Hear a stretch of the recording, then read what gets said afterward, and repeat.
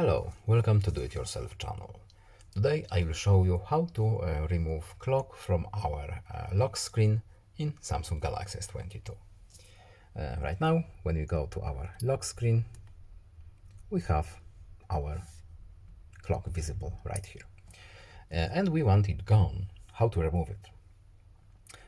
We need to go to Settings, then in lock screen we have this little menu right here.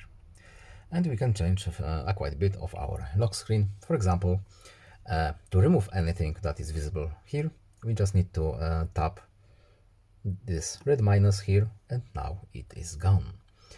Don't forget to use Done button. And let's see how our lock screen looks like right now. And no clock. Clock is gone. Mission accomplished. I hope this video was helpful to you. Please leave a like and subscribe. Have a nice day and see you in the next video. Goodbye.